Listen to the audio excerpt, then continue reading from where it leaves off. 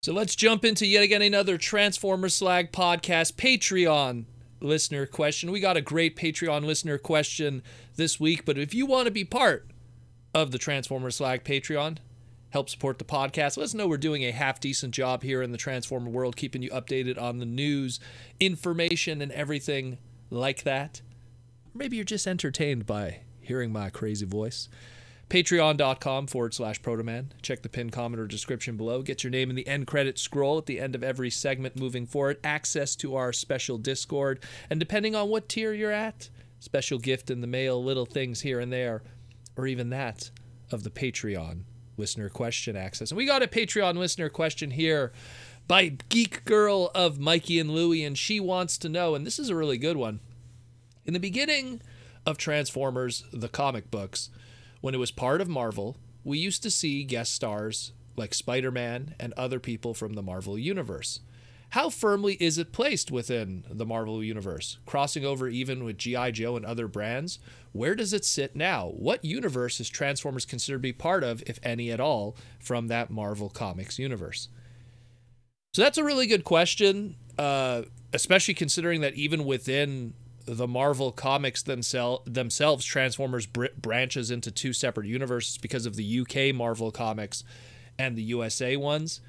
There's a lot of stuff I'm going to unpack here. It's a lot of deep cut information. I don't know if most people even know this kind of stuff, and I don't even think it's all in one place to consume. So I'm just going to put it all out there and you guys can enjoy it.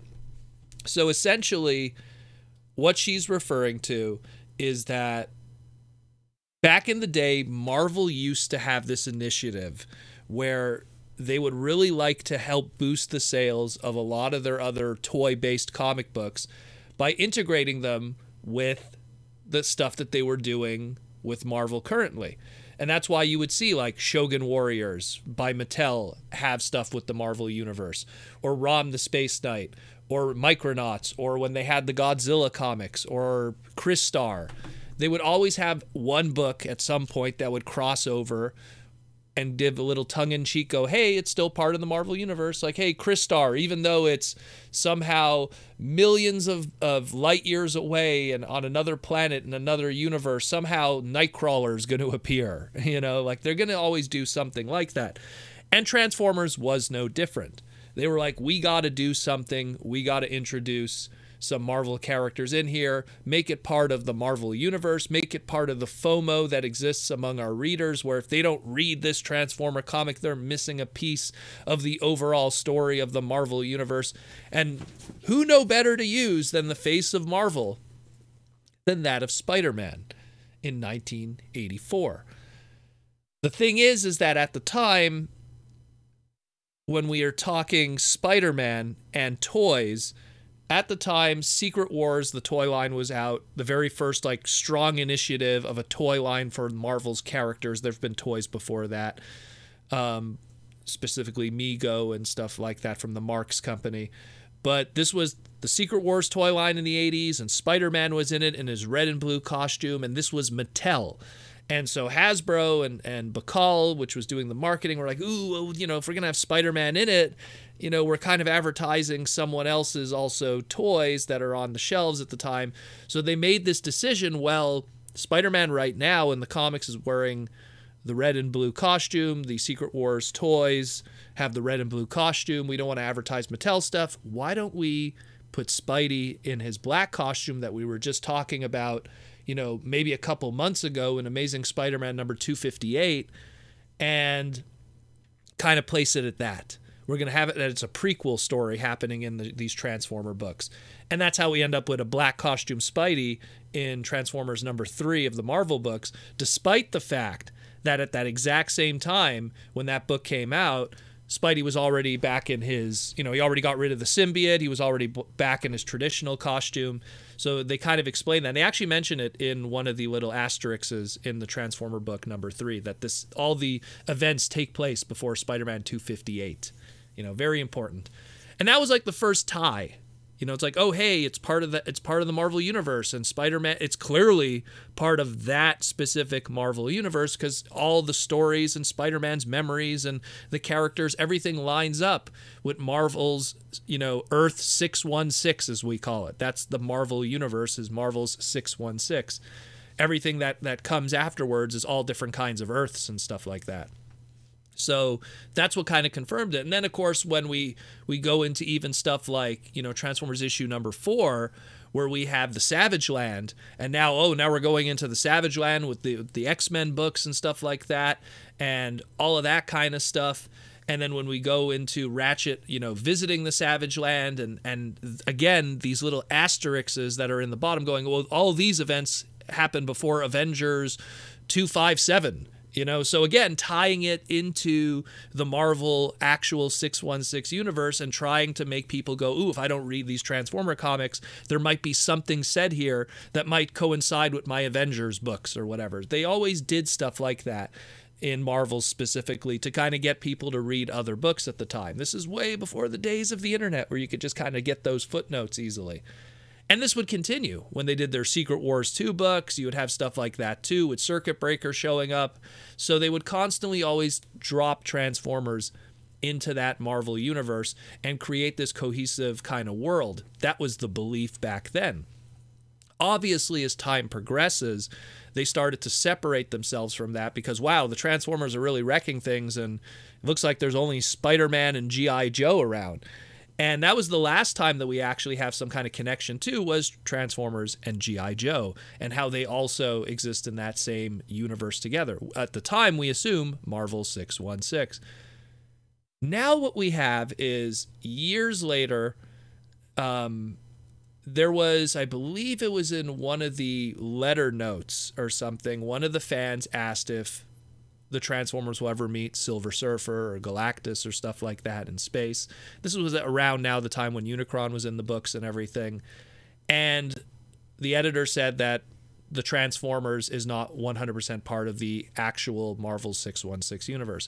And that was kind of written in stone in that letter page, and we never heard anything of that again. But it was pretty much stated there that they were actually in two separate universes. Just that universe that they were in happened to have a Spider-Man that has the memories of the 616 stuff, and just all these coincidences, pretty much. And then, of course, years and years and years and years after that, we finally got a designation for that Marvel universe, for that specific Marvel universe that is the Transformer Marvel books. And I'm going to start here with the Marvel USA books. We'll get into UK in a moment. In 2009, now Transformers is the hip thing. We got the Michael Bay movies and everything, and Marvel goes, oh, I think we should probably designate this stuff because people are going to go back and read those old comics and see Spidey there and start making all these connections. So the editors at Marvel and the people who worked at the Appendix Handbook of Marvel Universe, which they handle all the different Earths and try to explain which one is which for every what if issue and stuff like that. And they said that the Transformer comic books, with all those coincidences that kind of tie to the Marvel Earth 616 universe, is actually its own continuity in its own universe called Earth 91274.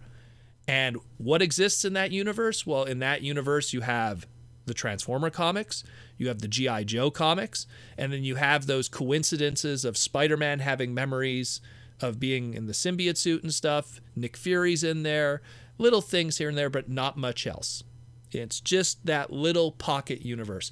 And the funny thing is the numbering for it. Well, how did they get, you have Marvel 616, you have all these numbers and stuff. How did we get 91274? Where does that number come from? Well, it was actually, at the time in 2009, Marvel had an editor by the name of Nelson Ribeiro. And Nelson is a huge Transformers fan. His actual car, when he was working at Marvel as an editor at the time, he's still with the company, he's not an editor anymore, but when he was working at Marvel at the time as an editor, he came into work every day with an SUV, 100% colored, like Generation 1 Trailbreaker, with a huge Autobot logo on the hood, and had a ton of Transformer toys in his office. So people knew that he was the Transformer guy, at Marvel. So when they decided to designate a number to that Earth, they made it his birthday. So September 12th, 1975, 91275. And for people that are wondering, Nelson actually participates with the Transformer fandom. His screen name is Orion Pax 85. So if you want to go look for him. Funny story about Nelson also, just to mention, he actually went to the same art school as Derek Wyatt back in the day, the Joe Kubrick School of Art. I think they were 1 year apart in terms of classrooms. But yeah, just a fun little side note there too, of yet again another fan of the brand who grew up with it that then went on to do professional stuff and have a small influence on things. But to get back to it, then we talk about the UK stuff, because then, you know, even within Transformers, the Marvel Comic Book Universe USA is different than the Marvel Comic Books UK. And within the Transformer world, we have a way of designating those, because we have Primax, you know, 984-0 Gamma, you know, all that craziness. And then the UK one is Primax 984-20 Gamma. And of course, that corresponds to, you know, 984 September 1984, debut of the books, stuff like that. Either way, the UK designation is Earth 120185. And the only difference really between that universe and the Marvel USA one is the UK books had a little bit more ties to what was also going on in the Marvel comics. So the Transformer books, on top of all the other stuff that they had from the Marvel stuff in the USA, like, again, Spider-Man, Nick Fury, and everything like that with G.I. Joe. In this case, it's Action Force, the UK version of G.I. Joe. We also had some crossovers with Khazar, with Shang-Chi, with Elektra, with Iron Fist. And then, of course, the big one, Death's Head, gets his big thing, too, in the Marvel UK universe and its ties to the Transformer comics. But because this, again, is a specific separate universe from even the UK Marvel stuff, it has its own pocket universe, and that is that.